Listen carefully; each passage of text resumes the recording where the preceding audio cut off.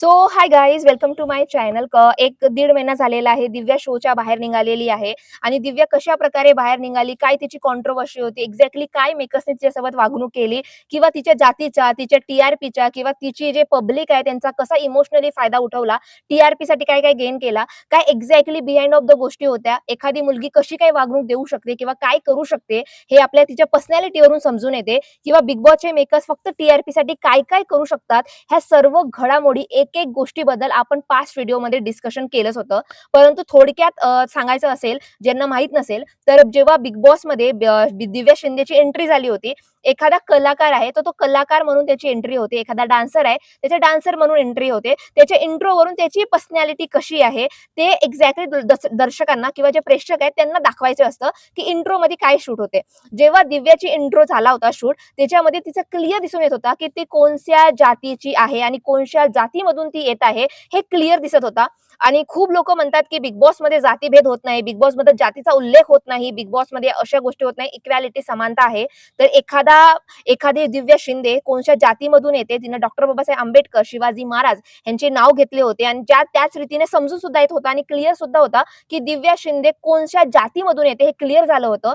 जर big boss इक्वॅलिटीचा आणि समानताचा आहे, तर त्यांना इंट्रो अशा शूट करायलाच नव्हता पाहिजे. त्यांना म्हणायला पाहिजे होतं, एखादा डान्स दे, नाहीतर एखादा भाषण कर, काहीतरी वेगळा तुझा इंट्रो करतो, काहीतरी वेगळा इंट्रोडक्शन तुझा वगैरे मी करतो. अशा रीतीने त्यांनी प्रस्तुत केला असता तर समजून आलं असतं, की ओके, हे ती इक्वॅलिटी आहे, हे ती जातीभेद किंवा कोणत्या जातीमधून येते हे मॅटर करत नाही. परंतु बिग बॉसच्या मेकर्सना स्टार्टिंग पासूनच माहित होतं, की हे कोणत्या जातीमधून येते आणि हिच्या जातीचा उपयोग आपण कशा रीतीने करू शकता. तर तिच्या इंट्रोवरून आपल्याला स्पष्ट आणि क्लिअर, आणि कोणताही मूर्ख सुद्धा बघत असेल त्याला सुद्धा कळेल, की दिव्या शिंदे कोणत्या जातीमधून येते.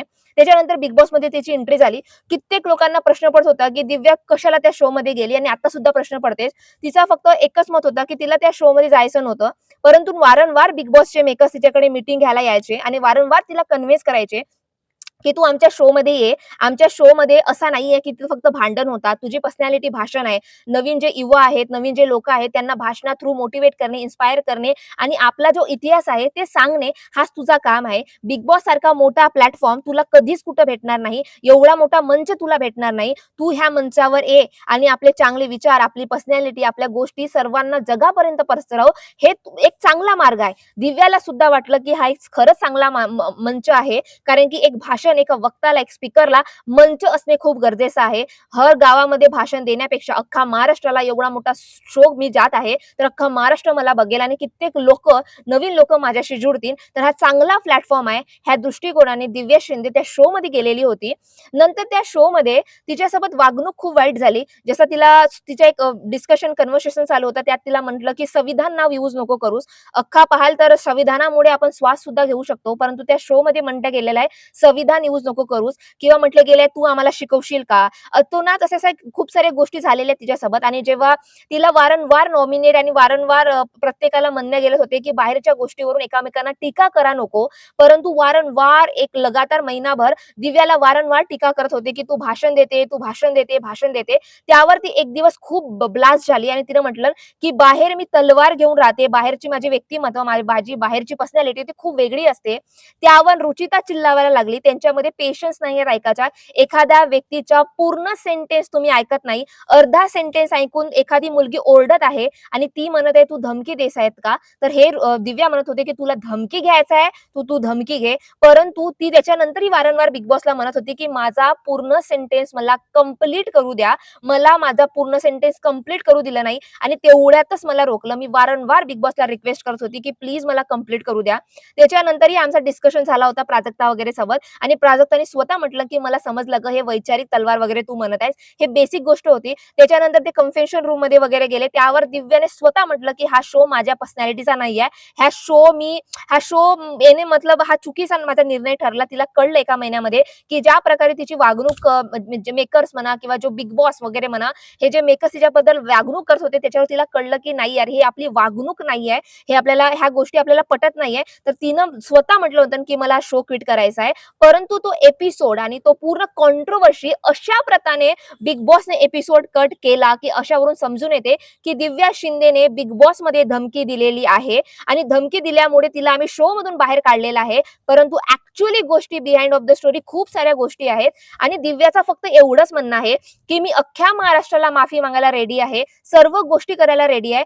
फक्त ज्या क्लिप्स आहेत ज्या दुनियासमोर किंवा महाराष्ट्रासमोर आलेल्या नाहीयेत त्या एकूण एक क्लिप्स तुम्ही महाराष्ट्रासमोर दाखवा. मी चुकीची असेल तर मी माफी मागायला रेडी आहे असं तिचं म्हणणं आहे. परंतु बिग बॉसचे मेकर्सना ती रिक्वेस्ट करत आहे की प्लीज तुम्ही खरं बोलत आहात, तुम्ही ऑनेस्ट आहात, तुम्ही जातीभेद करत नाही, तुम्ही काहीच करत नाही, तर तुम्ही एक काम करा ना, तुम्ही ते जे क्लिप्स आहेत ते दाखवा लोकांसमोर. दूध का दूध और पानी का पानी हो जाएगा और किसी को भी कुछ करने की जरूरत नहीं पडेगी. हा दिव्याचा म्हणणं आहे, ठाम मत आहे. जेव्हा ती शो मधून बाहेर आली तिचे खूप लाईव्ह इंटरव्ह्यू झाले, खूप इंटरव्ह्यू झाले, कॉन्ट्रोवर्सी वगैरे सर्व काही झालं तिचं. त्यावर तिचं एवढंच म्हणणं होतं की मी आता बिग बॉसवर आरोप करत नाहीये, मी 1 महिना 15 दिवस त्यांना वाट बघते, त्यांच्याकडून काही रिस्पॉन्स येईल का, त्यांच्याकडून काहीतरी स्टेप बॅक होईल का किंवा काहीतरी आमच्यामध्ये कन्व्हर्सेशन होईल किंवा ते क्लिप्स लोकांसमोर आणतील का किंवा खूप साऱ्या गोष्टी वगैरे. तर तिनं म्हटलं की मी आता तरी अॅट्रॉसिटी कोणाला माहित नसेल तर डिस्क्रिमिनेशन, जातीभेद अशा गोष्टी अॅट्रॉसिटी नावाच्या आरोपामध्ये येतात आणि तिचं एवढंच म्हणणं होतं की प्लीज तुम्ही ते क्लिप्स असेल तर दाखवा, हा जो मुद्दा आहे आपण शटडाऊन करून अँड दॅट्स इट, एवढंच तिचं म्हणणं होतं. परंतु 1 महिना झाला त्यांच्याकडून काहीच रिस्पॉन्ड आलेला नाही.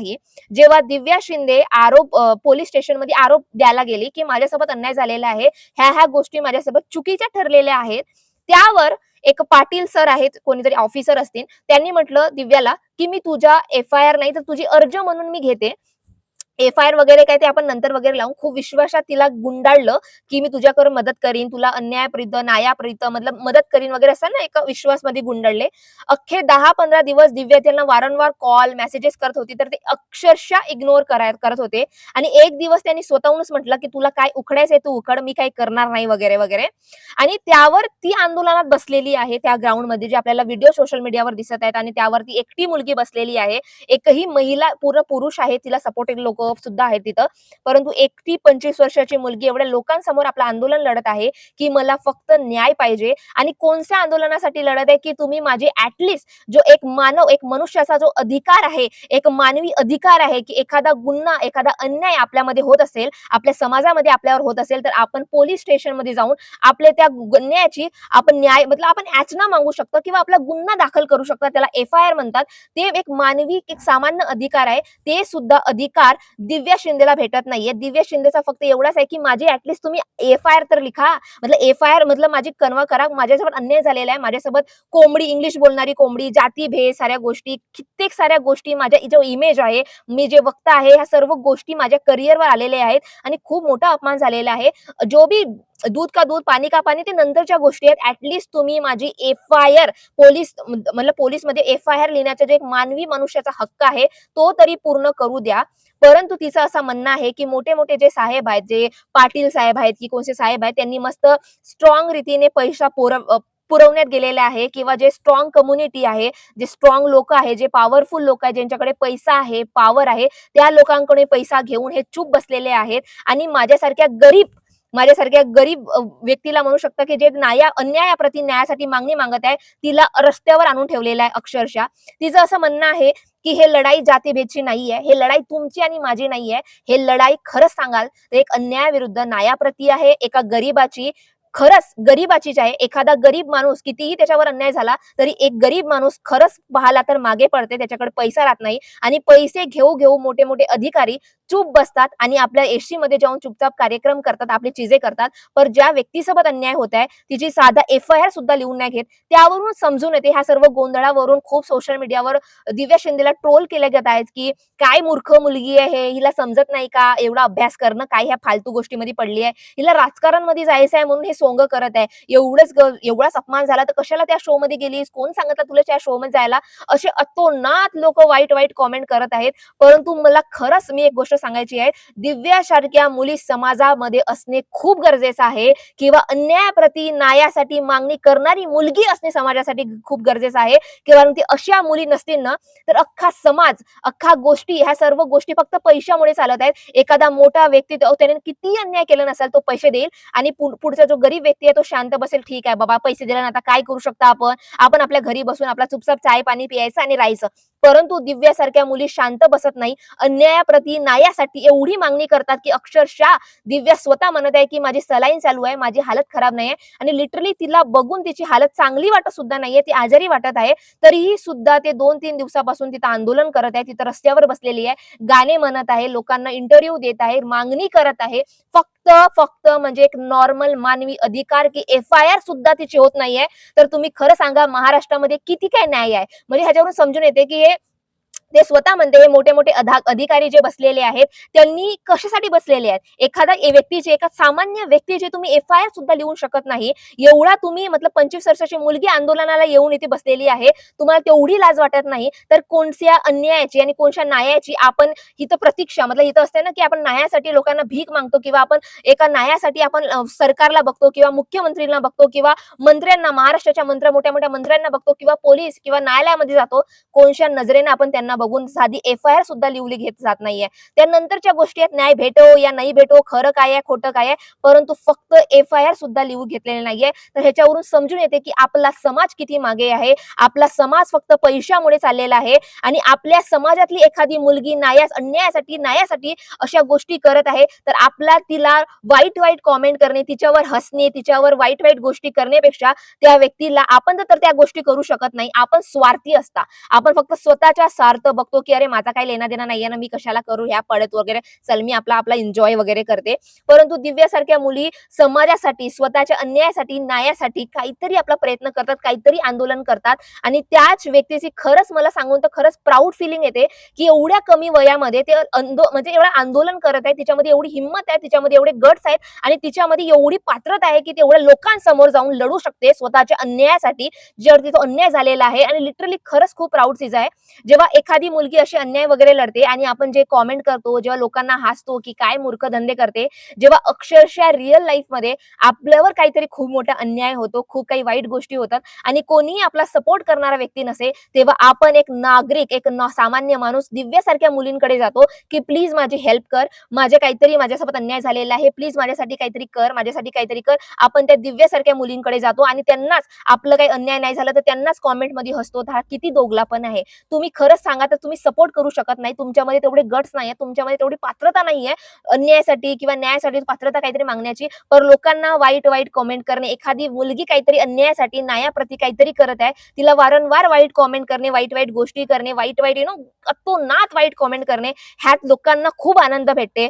परंतु खरा रिझन मला सांगाल तर दिव्यासारख्या मुली हजारो, करोडो अजून समाजामध्ये यायला पाहिजे, समाजासमोर आल्या पाहिजेत, की त्यांना समजल्या पाहिजे की अन्याय झाला तर न्यायासाठी मुलगी उभी राहू शकते. तेव्हा समाजामध्ये थोडी प्रगती येईल आणि समाजामध्ये सुधारणा होईल. नाहीतर पैसे घेऊ घेऊ एवढे काड कचरे आहेत, एवढे काळ्या धंदा चालवलेला आहे, ते लोकांसमोर येत नाही आणि आपल्याला असं वाटतं की आपला देश, आपला पूर्ण महाराष्ट्र आपण किती प्रगत आहोत, आपण चंद्रावर चाललेले आहोत. पण अक्षरशः महाराष्ट्राच्या गावोगावी जागा आताही जातीभेद होते, आताही पाणी भेटत नाही, कित्येक रस्ते पडलेले आहेत. पूर्ण अशी एवढी घाणेरडी परिस्थिती आहे. ते कोणी न्यूज चॅनल दाखवत नाही. का बरं दाखवत नाही? कोण पैसा देते न्यूज चॅनलला काय दाखवायचं आणि काय नाही? किती काळोग्रस्तान चाललेलं आहे. पण खरंच दिव्यासारखी मुलगी समाजात असणे खूप गरजेचं आहे.